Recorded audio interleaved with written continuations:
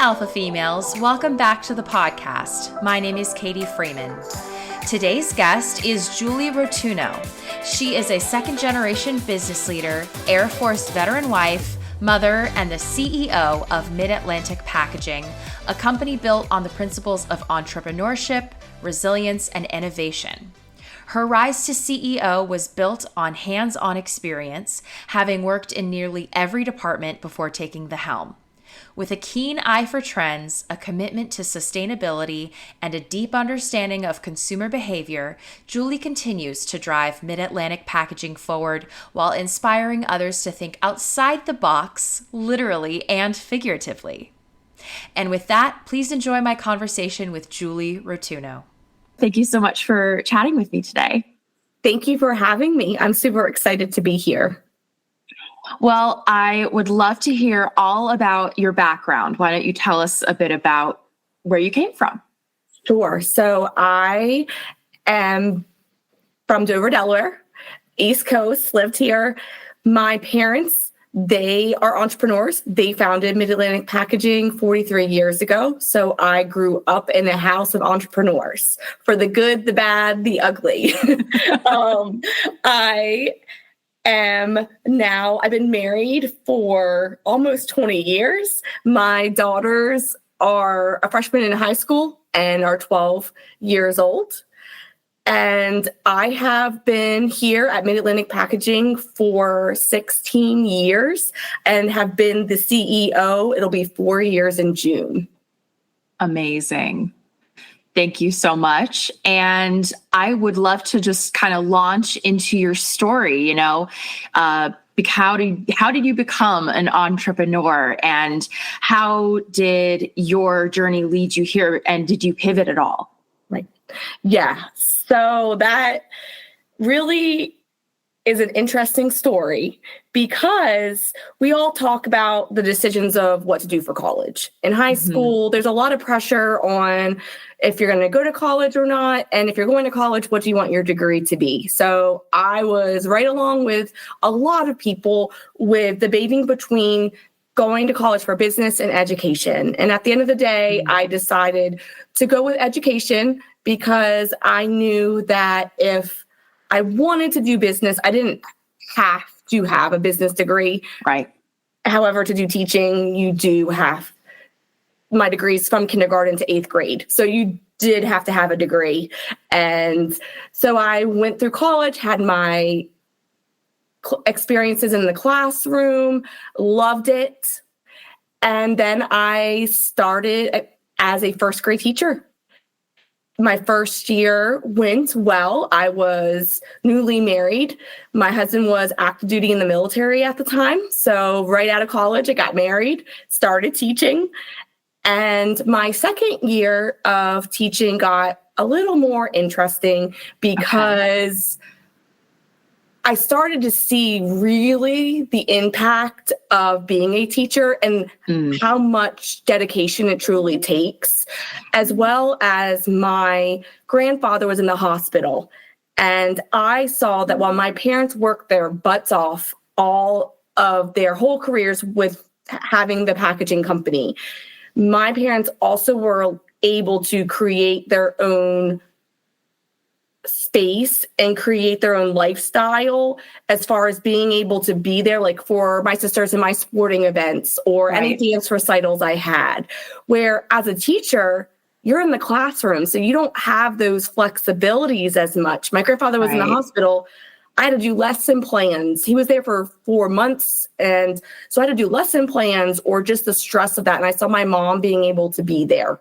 Yeah. And I was like, I started thinking about what I wanted in my future, as well as, okay, as a mom, how did I want to show up? And I started to lean into the fact that business was more the space that was going to allow me to create the life that I wanted. The great thing is I can tell everyone listening that when I first made that decision, I got a lot of heat, not from my parents, but from other people as far as, well, what is everyone going to think? Your parents going to think about you having your education degree and you're not going to use it anymore. However, the good thing is in business, and now especially as a CEO, I use my education degree and everything I learned with teaching and how you interact with students every single day as a CEO, with how I interact with my team, how I interact with my customers, everyone. It just Right. So I still use it, just not in the way you would think I use it. Right. Yeah, I personally have a degree in theater. And I like to joke that I'm acting every single day. I don't know what you're talking about. Of course, I'm using my degree. And, that's so telling that the lessons you learned as a teacher are are able to cross to business as well. Yes. I find that very interesting. And the way that you can't always foresee what the future holds. Right. And things happen in life that make you pivot, that make you decide, you know what? I thought I wanted to go in this direction, but things change. And that's okay, because I did that. Absolutely nerve-wracking leaving my teaching degree and determining what I wanted to do next and what that looked like. However, when you go with your gut and what you're pursuing, what you really want out of your life, you'll figure it out. Right, exactly. And, especially as a woman, being an entrepreneur in that space, facing so many challenges. Like, I would love to hear you speak on, your experiences being a woman in that space. When I came on board here at the packaging company at Mid-Atlantic Packaging, my first full-time position here was purchasing and customer service. And with purchasing, that meant I got to work with all the products. I got into product development, and I got to go to events with other retail packaging companies and manufacturers. At that time, 16 years ago, it was still very much a man's world. There were still, and even today, there are more women in this field than there used to be. However, it still is a lot of men that are in packaging. Right. So that was something I noticed.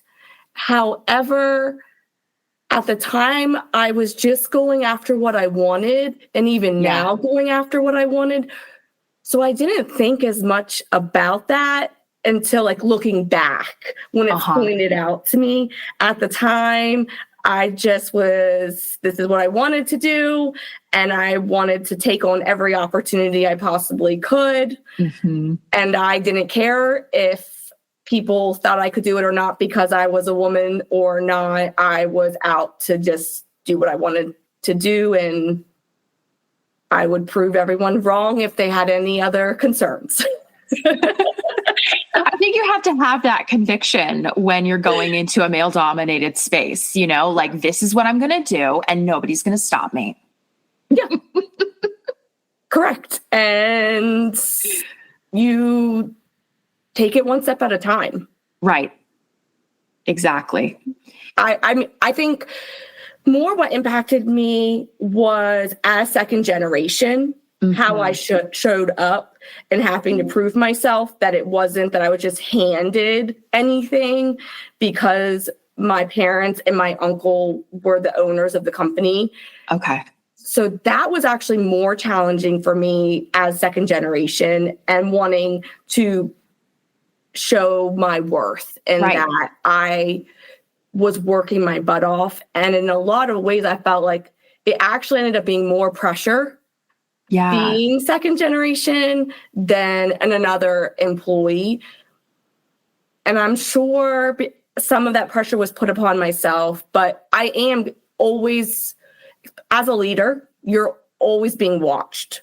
Right. You're always being judged for the good and the bad. So that's as a woman in a space where there's not very many or if it's that you're a second, third, fourth generation, or just as a entrepreneur, there's always going to be people watching and seeing what you're doing and having their own opinions.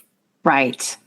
And, a lot of times women are so caught up in proving themselves, proving their worth to sit at that table.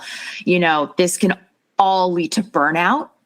And what are some ways you would recommend women set boundaries to avoid burnout? Or if they do face burnout, pushing past it faster? I have always said that I'm a bulldozer. And I learned that you cannot always be a bulldozer. Okay. So when I turned 30, I had an incident happen where I got a migraine that did not go away for 5 years. And it was debilitating. Wow. I had very little kids.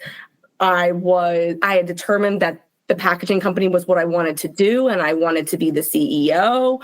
I was married, and it was debilitating. That taught me, because if I didn't take care of myself, I had physical pain. Oh my gosh. So that helps me with setting some boundaries that a lot of us might not have physical pain for, because it's really easy to backslide. It really, really is. And so it's so important to make sure that you set time for yourself. Mm-hmm. And as women, we're really bad about that. When we're young, we're really bad about that. And especially once we get married and we have children, it is even worse. Right. So making sure that set up your own SOP on how you're going to take care of yourself, and determine maybe once a month you're going to have dinner with friends, or maybe once a week.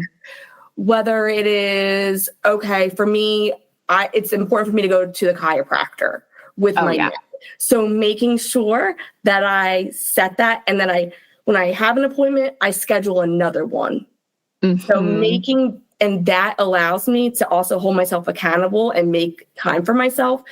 That if I don't do that, all of a sudden, instead of it being 3 weeks, it's 5, 6, or 7 weeks. Mm-hmm. So even if it's, I'm going to get my hair done, and so I'm going to schedule that time so that when I have one appointment, I schedule it for the next, because if I don't do it then, it's not going to happen. That is one thing definitely that I've learned that I highly recommend doing, is just those little things. Mm-hmm. Another one that I'm still working on is how to say no. That's a hard one. I think a lot of people struggle with that. Mm-hmm. Yes. And especially when you're new in a career, and I can speak for myself. I took on everything I possibly could because I wanted to prove myself. I wanted to learn more. I wanted to show that, yes, I can do this. However, at some point, there is such a thing as taking on too much, and then you're not going to be able to be as good at it as you really are capable of and that you would want. Yeah. And that is something in groups that I'm in now with mentoring and networking and education side of, as an entrepreneur and a CEO, all of us talk about, because it's something that we're all working on. And I wish that I had started working on it at a younger age.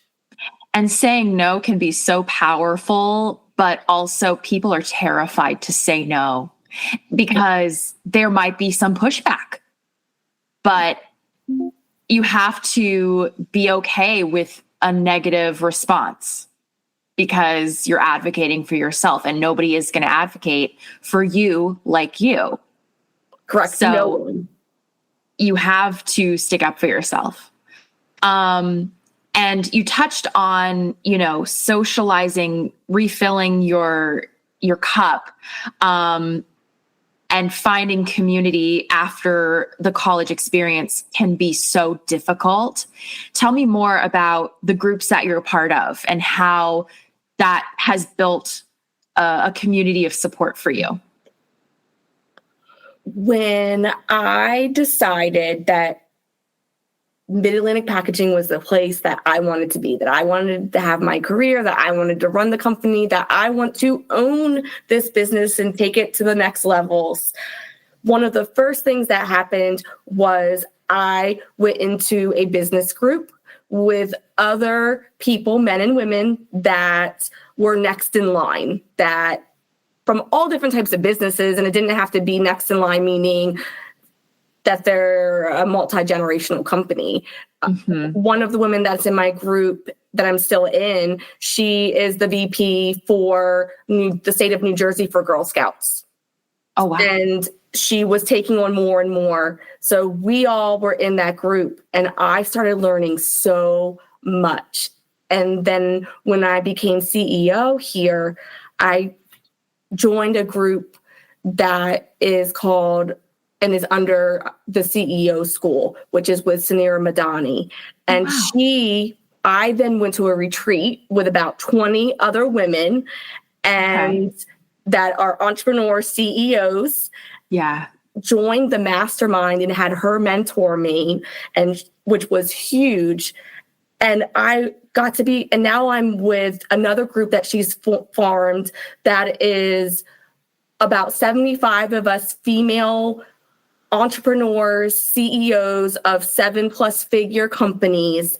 And we monthly have calls. We twice a year have retreats together, as well as some of us groups, like we talk every day, or we have like a WhatsApp, so that we have that community, we have support, we have education, networking, collaboration, and there's so many different opportunities out there to do that. And I highly recommend, no matter what career you go for, that you find groups like that you can have that community, that support, people that understand what you're going through. Right. That's huge. You know, my husband is very supportive of me. However, he does not know what it is like to be a female CEO of a multi-generational company that is also a mom and a wife. And what all that means. He has no clue, even if he tried his hardest. And I imagine there are several, fellow entrepreneurs and moms in the group chat. I'm just curious, if I were to take a sneak peek on the group chat, what are the typical topics that people message about? Is it like, oh, this issue happened at work, how would you ladies handle it? Like, what are we talking here? Yeah, so it can be from, hey, I have this pitch. Before I give it, can you give me your insight? It can be, hey, I'm having this issue. Do any of you know, whether it's tech or anything to do with like needing maybe a lawyer or assistance in sales and marketing? We have those. Whether it's just that we're having challenges ourselves with setting boundaries. Oh my gosh. And needing help with how to set better boundaries and having people that can hold you accountable when you're not doing what you say you're going to do. Oh my gosh. This sounds like an incredible group chat. And just knowing, because so many times you think you're alone. You feel alone. Yeah. You feel alone. And to know just a simple fact of I'm not crazy. Right. That it's not just me. Yeah. Yeah, exactly. I'm not alone in this. There's been, several people who have done this before me. What can I learn from them? Yeah, when you're graduating college and you're trying to figure out what's next and you feel like everyone else around you has their stuff together. And that's exactly how I felt. And to know, like, actually, no, there's so many people out there that are going through it or went through it. Right. And that you can partner up with and find a mentor, have somebody that has accomplished what you would love to accomplish.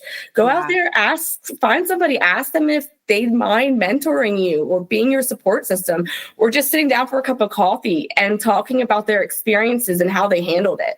Yeah, exactly. And I think a lot of people, especially young adults, they try to find community within their company that they're currently at, but sometimes that isn't enough. And, people come and go, people fall out of contact. I know for me, I feel like at the current, date, I have been at my company for almost a year. So I've kind of already built a small community. But for me, I have my sorority alum chapter. And so those women are from, ages 20 somethings to 70 somethings. And I have something I can learn from every single one of them. And I have, if I'm going through a really rough time, I tell them what's going on and they provide their own perspectives. And that is valuable. So valuable, especially if they've gone through something similar. So I love that you found a community that is so supportive.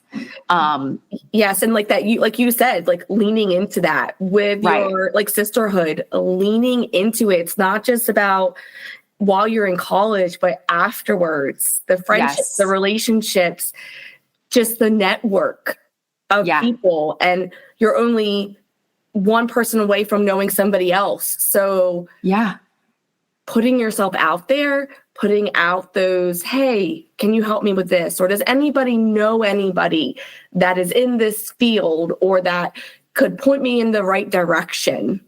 Right. That is powerful no matter what phase and stage of life and business that you're in. Yes, like exactly. No matter what job you have, what you want to do, being, being a at-home teacher for your kids while you're at home with them, and then what is the next phase of life after toddlers, or they're eventually like in college themselves. Yeah. To be able to have people that you can lean into and that can help point you in the right direction. And think about yourself. When somebody is going through something, we want to lean in as women and help. Yes. We want to help. So that is a huge lesson I learned as well. Like when I was going through being sick and everything, is people want to help. So let them feel like they are doing something good. Right. Don't be trying to be so tough and saying, no, I don't need help, even when you do. Give those people the opportunity to feel like they're contributing and that they're accomplishing something. Exactly. I love that.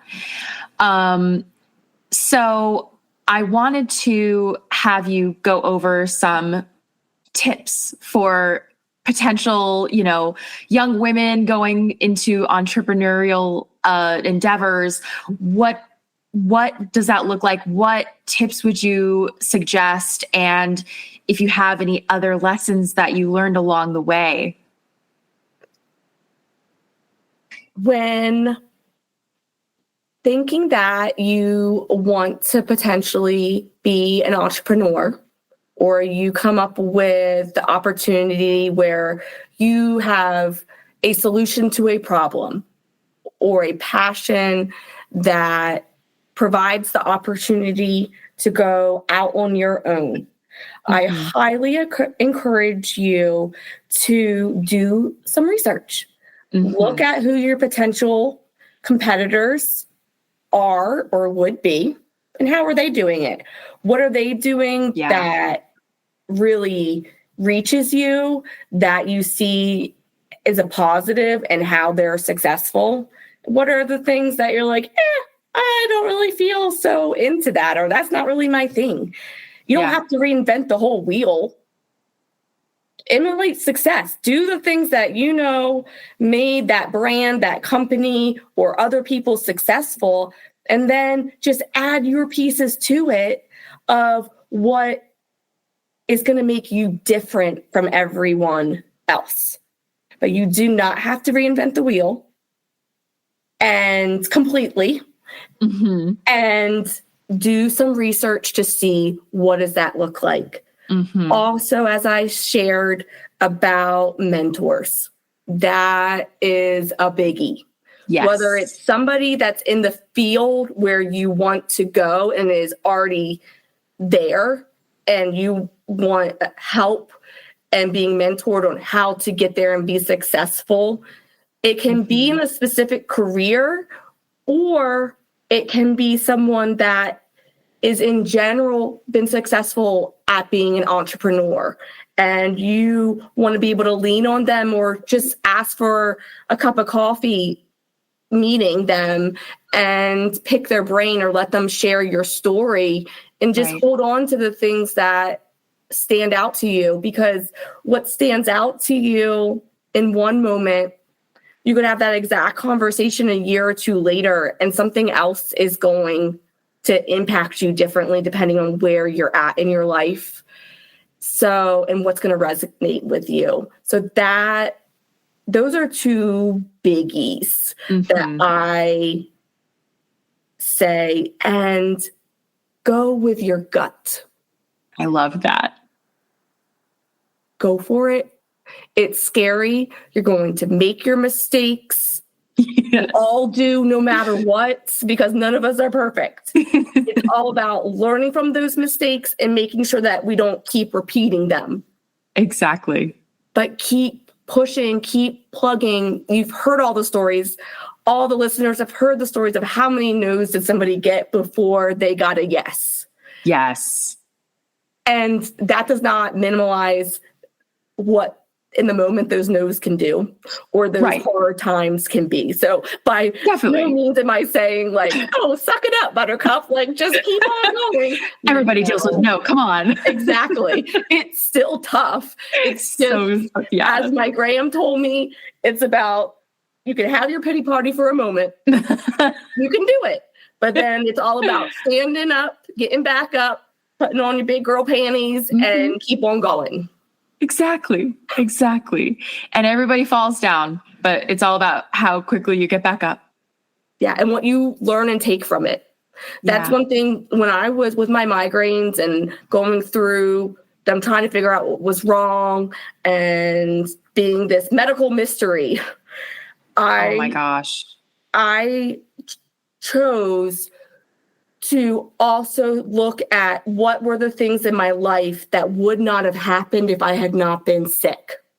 Okay. I would not be the same leader that I am today if I hadn't experienced that pain and having to push through things, and also understanding what other people feel when they're depressed, when they feel like they're in the darkness, when they feel like they're not being successful in any area of their life because they're just doing all they can to get through the day. I know what that's like. One of my grandfathers, he took me to some of my appointments. So at 24 years old, that was the first time I ever spent time with my grandfather, just one-on-one with him. Wow. And a couple of years later, he passed away. So like, I would not have had that opportunity if I hadn't been going through those tough times. And it does not. And so also, no matter the hard times that you're going through, at some point being able to find at least one good thing that you got from it. And it might take you years before you're able to find that one good thing that happened years ago. However, that's really important so that you can keep moving forward. Finding the lesson when times get hard. Absolutely. The good.